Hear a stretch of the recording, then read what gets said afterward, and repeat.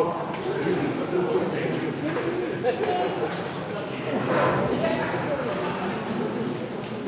thank you for being here again and for remaining for the Alderman candidates.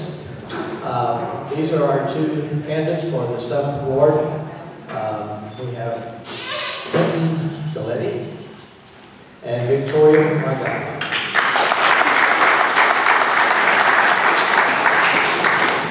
They have drawn numbers out of the bucket, and although Trenton said that he would let ladies go first, he drew number 1, so he gets to go first anyhow.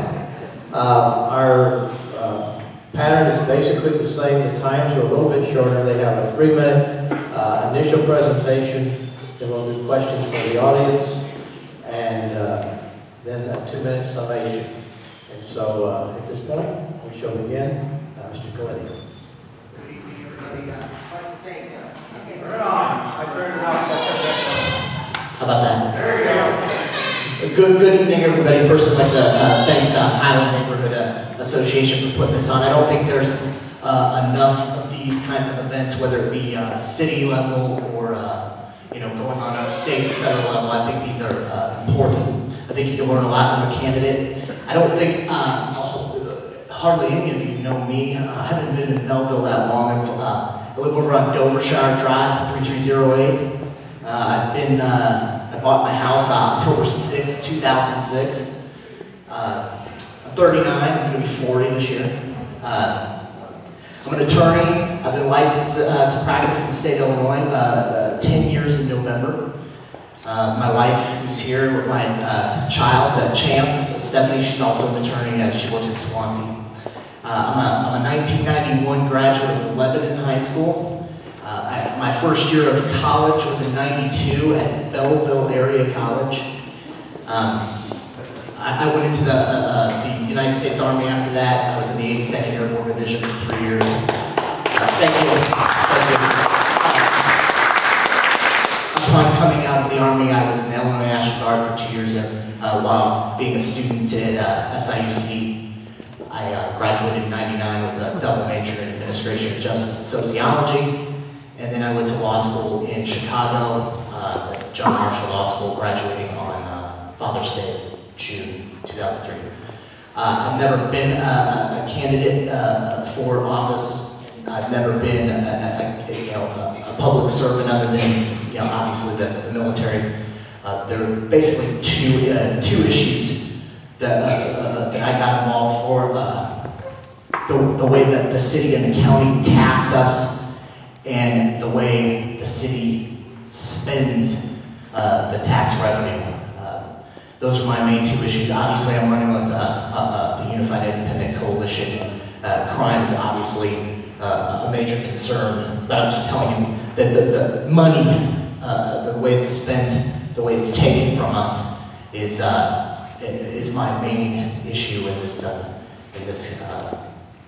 election, and so I look forward to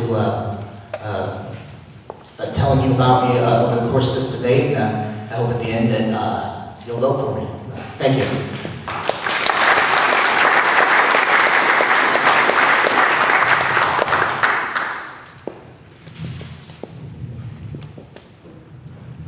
Is it on? Yes. Victoria Weigrat. I, however, have lived in Belleville my whole life. I've lived in this neighborhood for 35 years. I've been married with my husband, Dennis, having our 2 children, going through the school systems here in the local area. And I'd have to say what's gotten me community involved has been something very personal that happened to me. This Saturday marks the anniversary of a triple homicide that happened in Belleville at a beauty shop. The 2 women who were murdered were my mom, Doris Fisher, and my aunt, Dorothy Bone. This got me, well, I have to say it took me a while to heal, but then I started thinking I need to do more. I need to get more involved in my community. I started the Peace and Safety Fair, and that was a wonderful tribute and a wonderful little program for children. I got involved with Neighborhood Partnership and Neighborhood Watch. Currently my neighbors, know they can come to my house anytime, and if they have an issue, I will address the issue. So I started attending on a frequent basis the city council meetings. And it got my blood stirring to the point where I wanted to get involved also. I talked to more than one of the candidates, and my vision and the vision of that of the mayor's coincided. I like his ideas for business development, and I know everybody in this room is pretty concerned about what's happening up here on Carlisle Avenue, and that concerns me too, because Blockbuster moved out, Fashion Bug moved out, and we need to find businesses for those locations.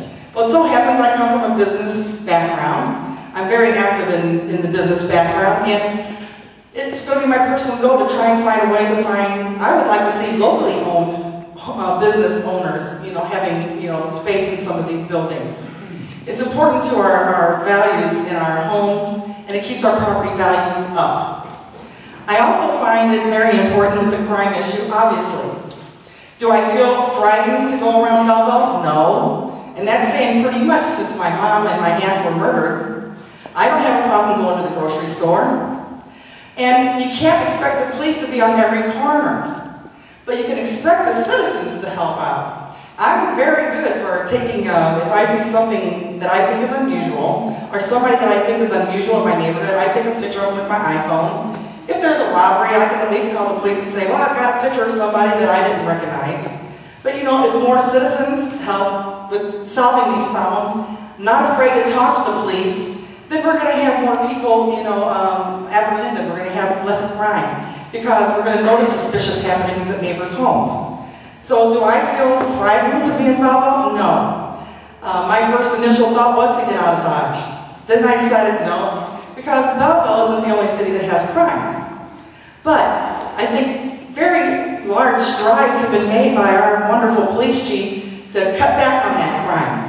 Thank you.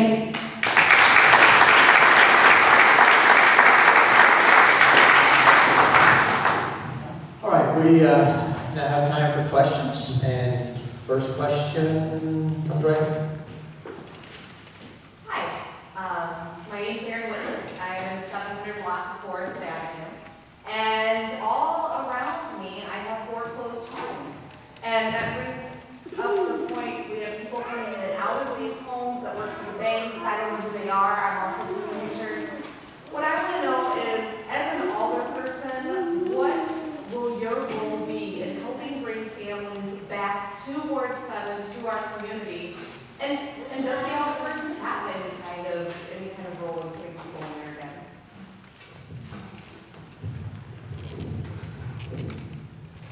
Is this on? Okay.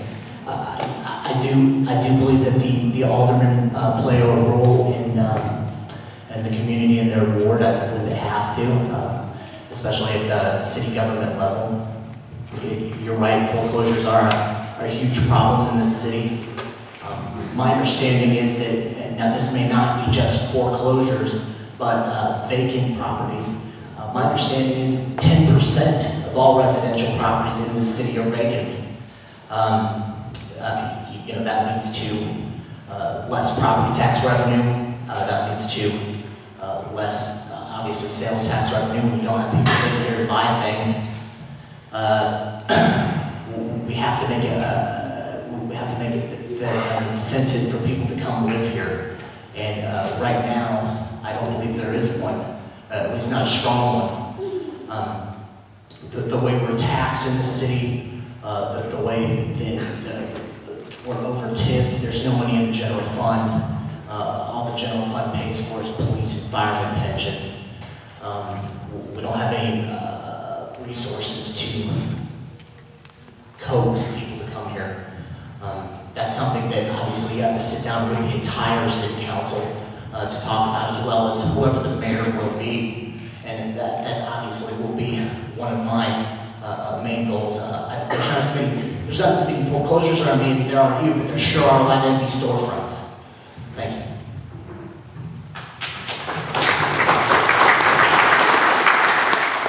In response to your question, I like to think out of the box. I'm in sales and marketing, and we tend to think a little bit out of the box.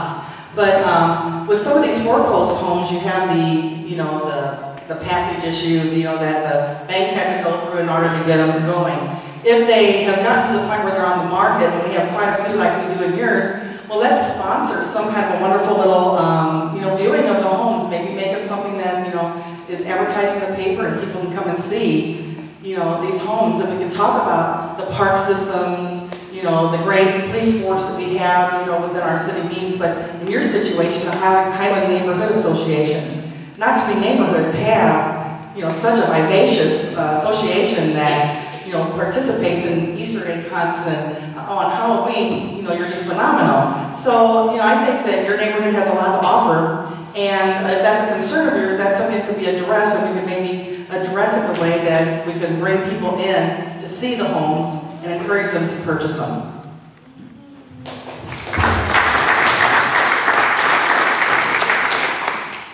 The next question. Tom? What would you consider a program of improving our streets in our community? Okay, I know a lot of people are complaining about their curbs, you know, perhaps they need, you know, a rocking car.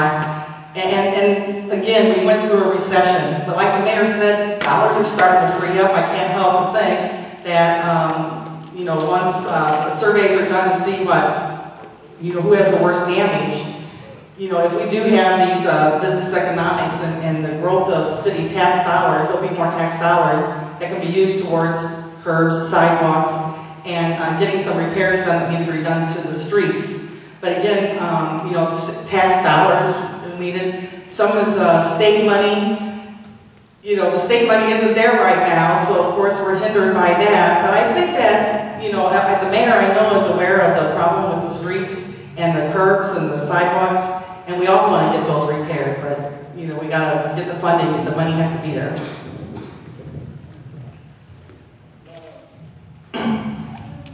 We should be spending our TIF money to repair streets and curbs instead of buying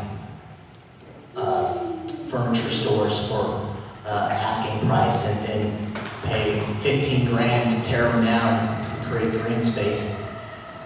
We should be using the 200 grand that we gave to the biggest grocery store chain in our country to repair streets and curbs in our neighborhoods. Our city's several $1 million in debt, but we keep on finding these TIF funds to blow on buildings and corporations that can fund themselves rather than spending the money to knock down a store that was providing $6,000 in property tax revenue. What we've done is we've created a green space owned by the city, which eliminates that money. So the long and short of it is, my understanding is the TIF money is what is supposed to be used to fix streets, curbs, infrastructure, etc. And a town with 17 or 18 TIFs should have no problem in coming up with that money for each particular TIF district. The money's there, it's just not being used in the right fashion.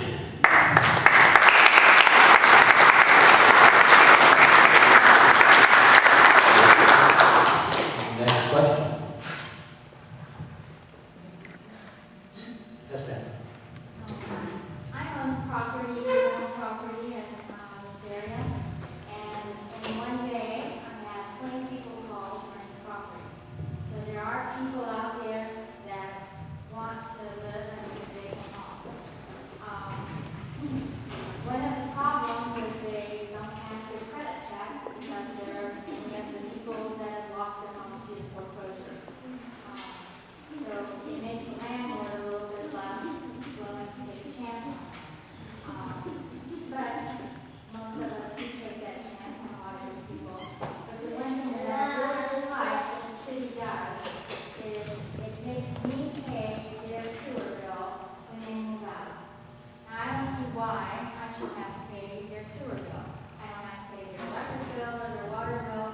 But so now I'm a more strict landlord, and so I'm not so quick to rent to some of those people, just because I know at the end of the lease or the end of the time they move out, it's going to cost me $20. So your question is, My concern is that landlords have to pay sewer bills.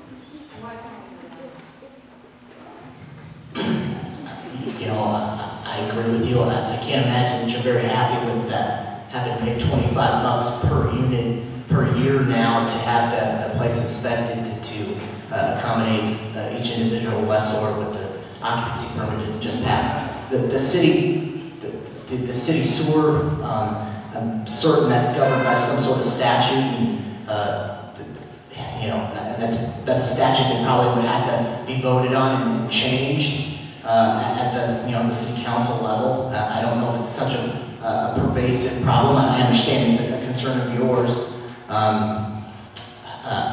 but you know, if I were in your position, I'd just charge a deposit or something, you know, or something like that. I don't know how many different rental properties you have, but I kind of understand why they do it. It's, you know, it's to get paid on that particular property and not have to chase around some indigent lessor that you know, or lessee. And I realize, you know, that's not an answer you want to hear, but you know, there has to be something done in that fashion. So my answer to you would be, it's undoubtedly some sort of ordinance or statute within the city, and it would then have to be changed. And you know, if 5,000 of the 8,000 rental unit owners showed up at the city council meeting demanding a change, it'd probably get done. Okay.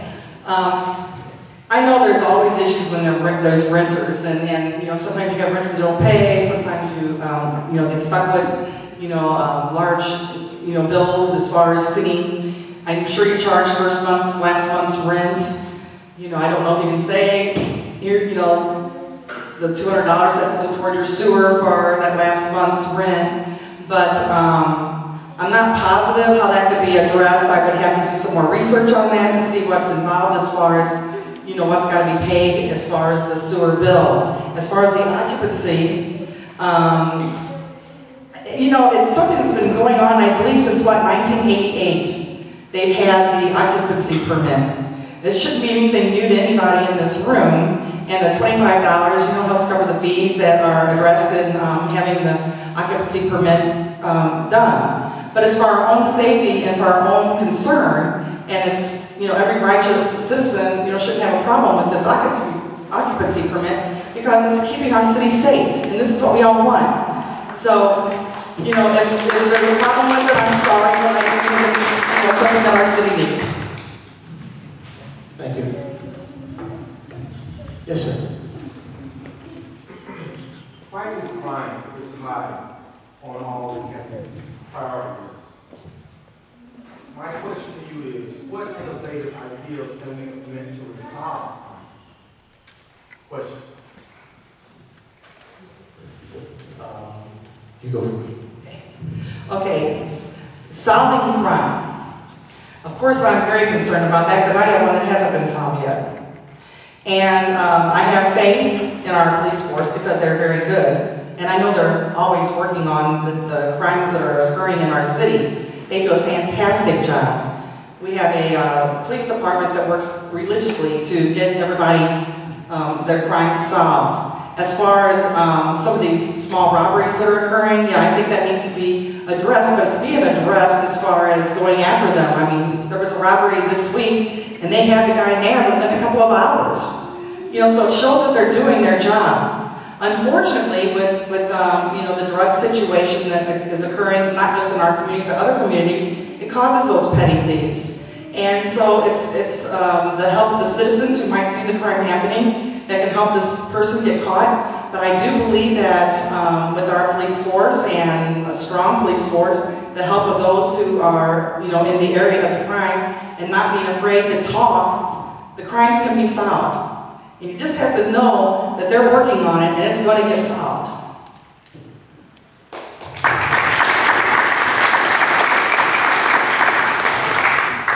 I believe you wanted to know about what innovation could be used in solving crime.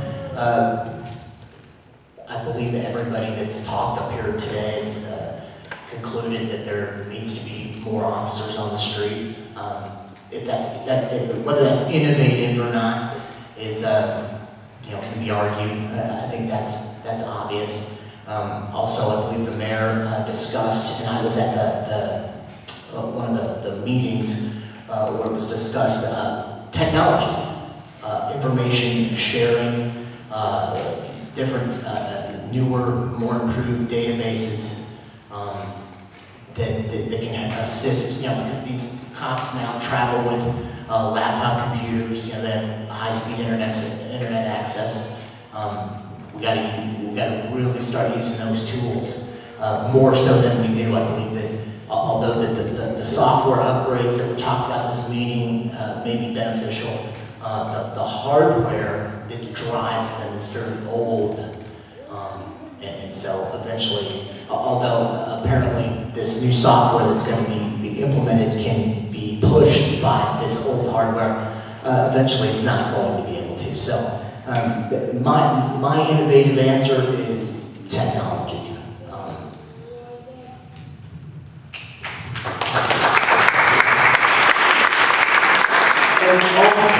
I'll recognize the gentleman back in just a moment. Before I do, there has been a lot said about our police at the meeting tonight, a lot about crime, and our neighborhood association. We weren't sure what kind of crowd we were going to have tonight. We're really pleased with the crowd we have. And we asked if the police department could supply us a few policemen in case we had trouble with crowd control or such. And gentlemen, can you step in for just a moment that we can say thank you?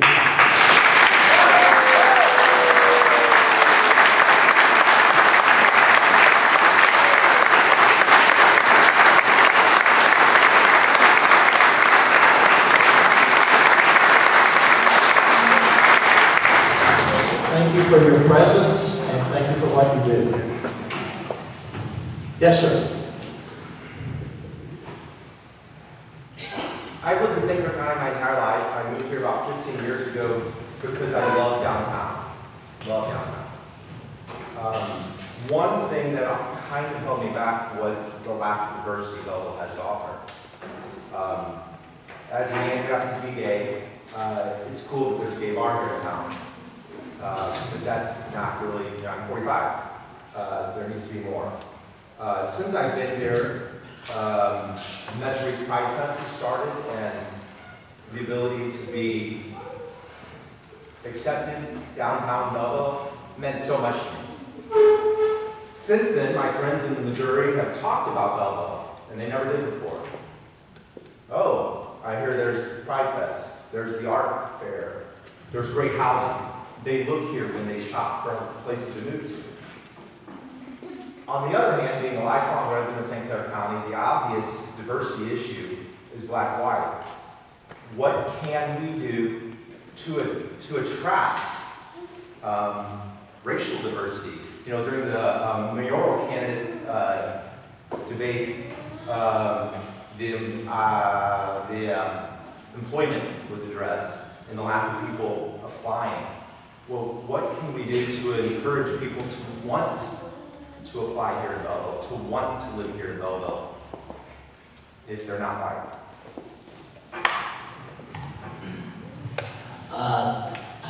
I thought that question to the mayor candidates was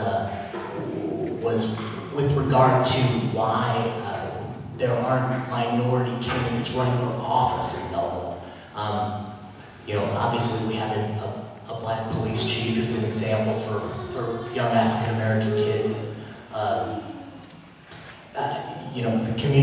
The African American community leaders, I believe, should step up. I think they can sponsor things like you were talking about, whether it be the Pride Fest downtown. I mean, this is February. This is African American History Month. Why aren't we seeing? Obviously it's cold, but I mean, why aren't we seeing some sort of an event or some sort of cultural event where you bring in artists or historians to kind of educate both black and white people and whatever other minorities are here in town with regard to each other's race. I think that's helpful. Like you said, having something such as the art fair or the various things up on the square that we have when the weather's nice, whether it be the turkey cook, the chili cook-off, or Pride. Having things like that are cultural, I think would be helpful as well. You know, I agree with you. I don't, thanks.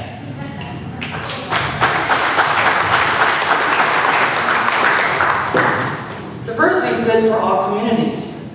And, you know, how can we make Belleville more diverse? So I think great strides have been done, you know, to work on diversity in the city of Belleville. I've noticed, you know, from my childhood to now, you know, you have neighborhoods with true diversity. I know we have diversity in Highland neighborhood, McClintock neighborhood, and in the schools. And I feel like a lot has been done as far as diversity. I'm hoping that, you know, of course it gets better and that there's more opportunities. Perhaps a cultural event is a good idea. I think that would be a great way to perhaps, you know, show the diversity of Belleville so that, you know, others see, you know, how much Belleville has changed, you know, from 100 years ago, 200 years ago. So, yeah, diversity could always be better, but I think that we're in the right area to work on the diversity, and I think a cultural event would be a great idea.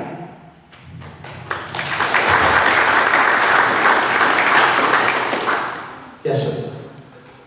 Yes, my question is that if Ivan was elected as Alderman and under the mayor, when the mayor chooses to appoint you as the head of the committee, which committee would you choose to serve under, and which one would you think would be as important as any other as far as those committees? Okay, well, as I stated earlier, business development is extremely important to me, and I would like to be a part of, you know, working on the business end of the city. I'd also like to be a part of Parks and Recreation because I think that, you know, what we offer our children, if you get the children before the age of 12, you know, by mentors and by being positive influences, you produce better students for high school and for college and as adults. So that's also very important to me is the Parks Department. So I'd have to say, you know, wherever they would choose to fill my strengths, I do know that personally, because I've always been in business and I've always taken care of businesses, that would be a strong stride for me. And I think that helps our property value stay effective and filling empty spaces that have been vacated through the recession is very important. So I think that would be a strong point for me.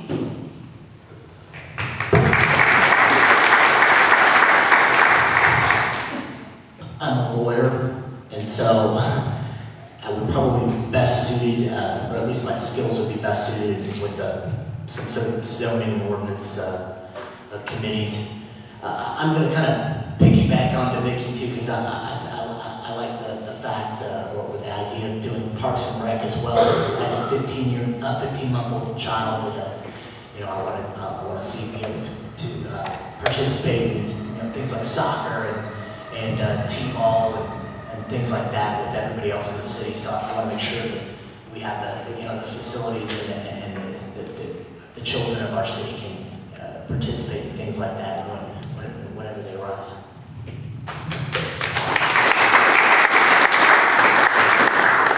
Any other questions? Basketball? Yes, sir. I'm skipping you too because you've already asked me a question. As an elder woman or an alderman, you're the voice of the community we live in. You're talking to the city council. I was just wondering, what have you done for your neighborhood association or the area or that you're from, or what will you be doing for us in the area we are for as our voice? I don't believe that my neighborhood has any sort of association. I've just been recently going door to door as a result of this candidacy, and people have been receptive. You know, I think if elected, and not just if elected, but I think I need to know my neighbors a bit better than I do. I've lived there going on 7 years, and there's been some turnover, and I haven't kept up with that turnover. But going door to door, I foresee a lot more of that taking place not only in the area I live, because my neighborhood is enclosed. There's one way in and one way out. So, I've lived with people, and if you see a certain car, you know kind of that person lives here, that person doesn't. So, I think if I was elected, then I would have to broaden that base and visit with other people in the ward. And I look forward to doing that over the next 6 weeks or so, pitching myself as a candidate. But once becoming alderman, I think that's crucial to stay in touch with people, to let them know who wouldn't normally participate in the city council meetings, to kind of be the conduit to the different neighborhoods, to tell them what things are going on and get some feedback. I have started helping my neighbors already. We, over the last couple of years, have had a few issues in our neighborhood, and me being the vocal person that I am, the neighbors have asked me to stand up and talk for them. What I would do, though, if there's an issue in the neighborhood, I want to talk to everybody. Talk to everybody, find out what's your opinion, what's the issue, and what can be done about it, and take that to city council and tell them, here's what the neighborhood wants done. I think it's important for everybody to work on it together in the respect that, like the McClintock Avenue renewal, that was a big issue, and I think it was addressed very well. It was very open. Everybody was, taken care of as far as getting their questions answered. And I want to be that person who you don't hesitate to call and say, here's my issue, what can we do about it, and then I address your issue. You can talk to any of the neighbors who are directly around me, and they'll tell you that I take care of it. And I am passionate about taking care of, issues that develop in my neighborhood. I think we've done a great job in working with our streets, that are real close to us. So that's something I've been working on, and I've been attending city council meetings, for a couple of years now. So I'm aware of everything that's going on.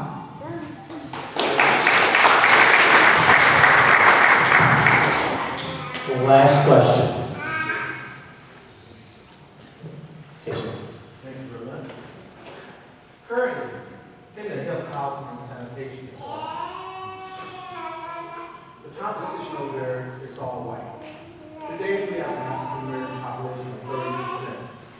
What would you do to integrate housing for a sense of a fair play in dealing with housing issues when it concerns all citizens? Well, Otis, I know this is an issue that you've had before because you brought it up at city council meetings. And I feel like, you're very concerned about having, an African American working in the health and housing department. And, that's something that can be addressed when an opening, becomes available. Somebody with the right qualifications needs to apply and, step up to the job. I'd say if the position becomes available and the right African American candidate applies, they should get the job. I'm not, saying that you shouldn't. I think that it's important to have, especially since 30% of the housing is of African American descent now, we need to have somebody represented in the health and housing, but the proper position has to become available first.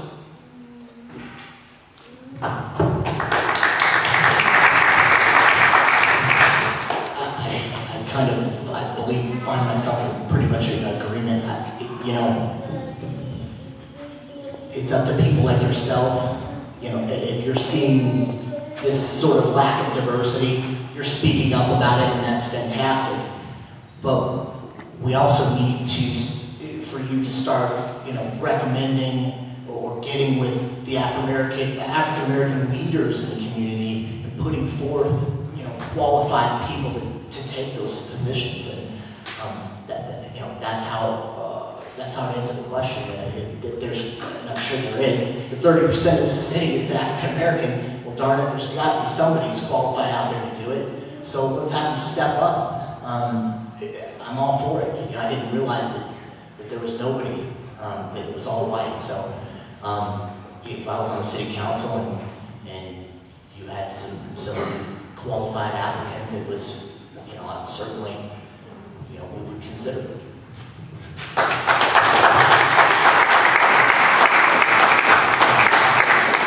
Okay, that concludes our question period, and we're going to give each candidate now 2 minutes for our summation. And again, we start with Mr. Glenn.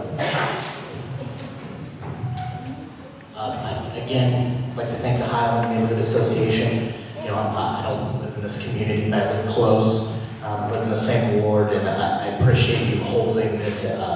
Very excited to be a part of it, and have been anticipating this night for quite some time. I did a lot of preparation for it. I was very impressed with the questioning, both with the mayoral candidates as well as myself and Ms. Wyken.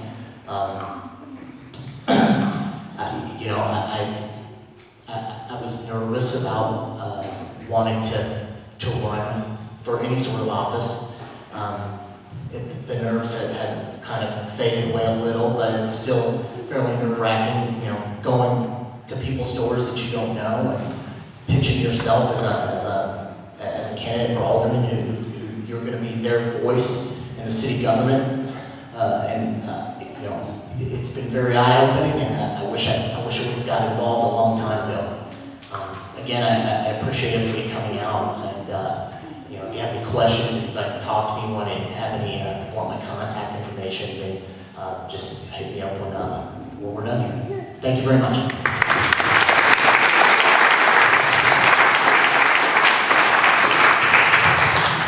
I too would like to thank the Highland Association for having us, and Douglas School. Thank you for coming and participating. I am passionate about Belleville. I've been in Belleville my whole life. It's a very important community to me, and I want to see Belleville stay a vibrant, wonderful city, an all-American city that it is now. I think I can be a part of that. I know that my mission and my changed.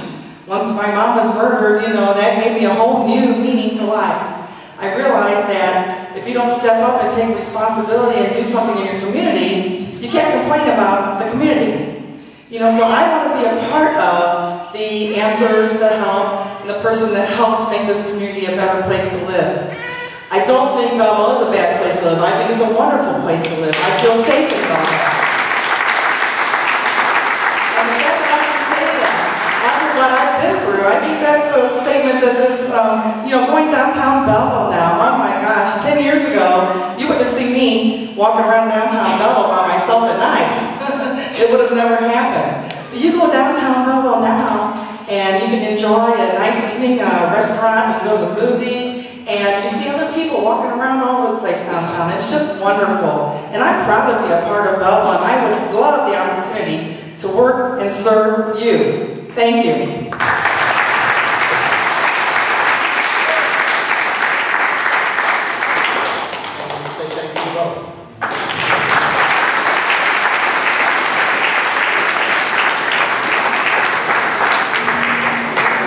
As a neighborhood association,